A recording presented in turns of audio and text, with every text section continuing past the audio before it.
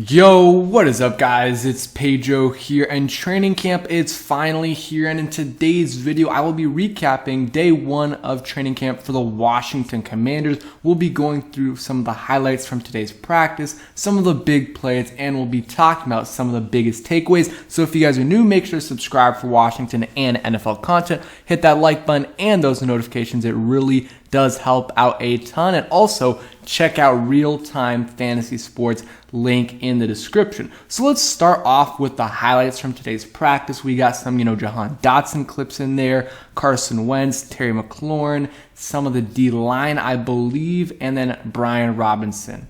All right. Good. All right, good. All right. What's Terry?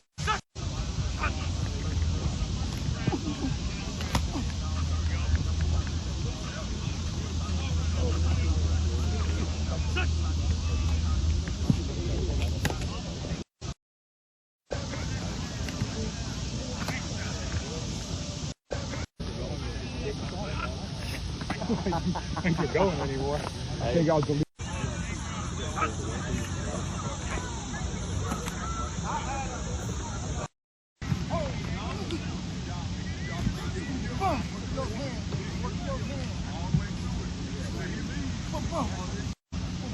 Okay, so let's start off with a quick injury update. We already know the players on the PUP list. If you don't know, Chase Young, Logan Thomas, Chase Roulier, and Tyler Larson were all placed on the PUP list. Made a full video yesterday discussing that, so you guys can go ahead and check that out. But any new injuries, the only one really is Antonio Gibson, and that's not really even a new injury. It happened in OTAs, and they're kind of easing him back in. I think they're going to ramp him up in the next couple days. Nothing major right there for Gibson. He should be fine, and Curtis Samuel is running right there. You guys can see in the receiver drills, and I don't think he was limited, so that is good for sure. So let's look through some of the takeaways from today. We'll go through right here. So Dotson catches the ball quietly, smooth hands. He has really good hands, and the ball just sticks to his hands, and we've seen that a ton. And it looks like he had another very solid day for the Washington Commanders. And then Carson Wentz just threw a deep ball along the right sideline, and Terry McLaurin caught it while falling backwards, similar to the catch he had against the Chargers last year. So Terry is still doing Terry things. Good to see him and Carson Wentz already working on that connection. Never thought it would be a big deal that Terry missed a little bit of time, because he's been he's had good connections with a bunch of quarterbacks that really haven't been great. Next thing, so at safety, Washington, the Commanders are rotating Forrest and Butler when they go to their 3 safety look to pair with Curl and McCain, and then Curl in the box, and then St. Juste working as the nickel corner. So, Derek Forrest and Percy Butler are going to be competing for that Buffalo nickel spot, in my opinion, or whatever you want to call it, big nickel. Those guys are definitely competing, and Derek Forrest has looked pretty good so far this offseason. I think he has the upper hand, but, Percy Butler, there's still, a decent amount of time, about a month and a half until the season starts, so he definitely has time to win that job. And then St. Juste working as the nickel corner, so still working in the slot, and we'll see if he's starting slot corner for the Washington Commanders. I want to see, there was another tweet from John Kyman. Here it is. He says Benjamin St. Juste getting some work in the slot versus different styles. One play it's Dotson, then a tight end, then Samuel. So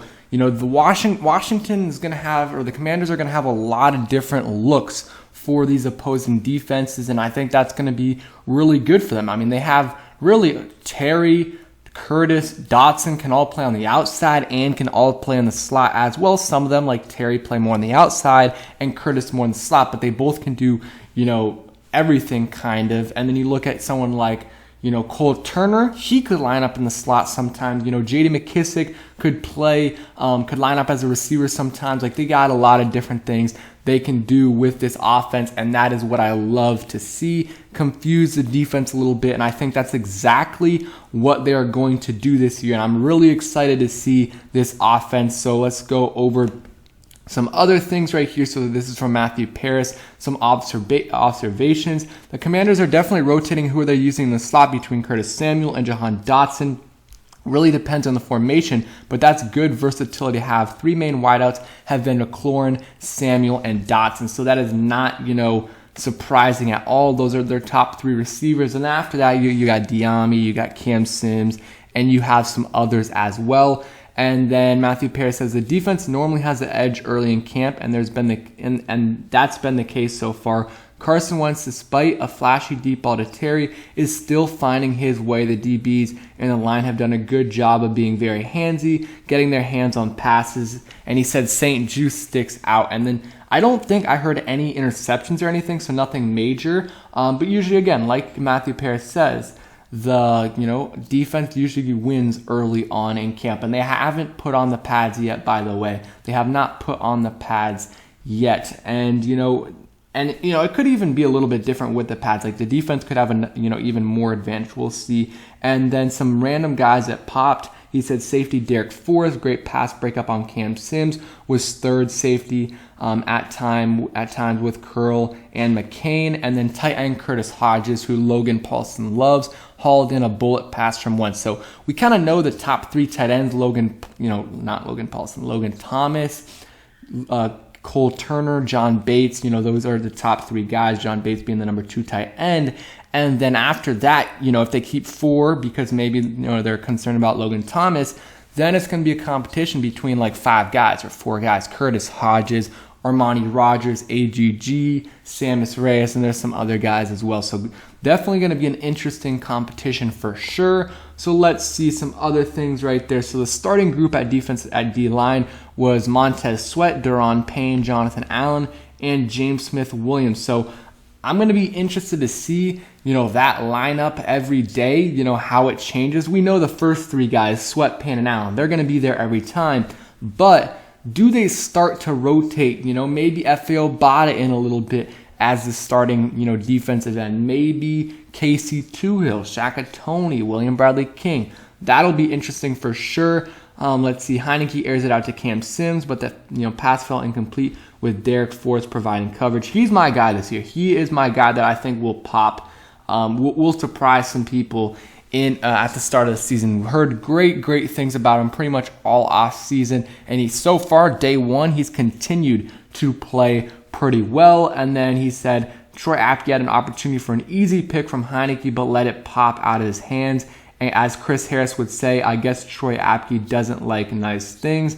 Troy Apke doing Troy Apke things, but still has a shot to make the roster because of his special teams, although they do have some special team studs out of college in Percy Butler and Derek Forrest that could make him, possibly not make the roster.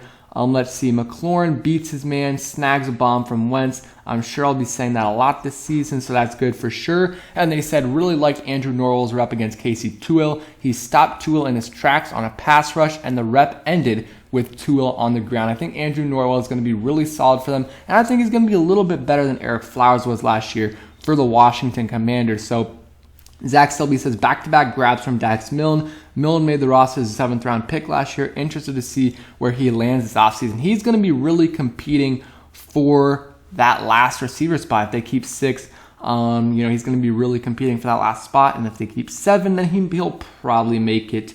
Let's see. Brian Robinson made a catch and was immediately met by William Jackson on what would have been quite the collision. After the play was over, both players smiled and pointed at each other. So, great right there. Brian Robinson looks like he's ready. A lot of people who were there today, at least I think there were some fans there, and I saw on Twitter, they were saying Brian Robinson looks like the real deal. J.D. McKissick sprints to the sideline for a sizable gain. Nice to see one of the best catching RBs still playing exceptional. And then Cam Sims and Carson Wentz had a, connection there, but Benjamin St. Juste knocks it away. So, man, he is impressing. He's another guy that is impressing. And I will be making that video later on this week. So kind of nothing major today in training camp. Today was a shorter day. I think Ron Rivera said that. But next week, the pads will come on, I believe, next Tuesday. I think that's what JP Finley said. And we'll get, we still have obviously today was the first day of training camp. And then you got Thursday, Friday, Saturday, and then Sunday is an off day. And then the next week, that's, after Monday, that's when they start using the pads. So that's when things are going to start to get interesting. Anything right here. Ron Rivera said they're going to ramp up Antonio Gibson, who's on the side wheel today. And that's really the only major injury. So that's good. Or not even major. It's a very minor injury. They just don't want to rush him back. Hamstring injuries, groin injuries. You do not want to rush those guys back. So that's going to be it for today's video. I hope you guys enjoyed. If you did, hit that like button, subscribe, and peace.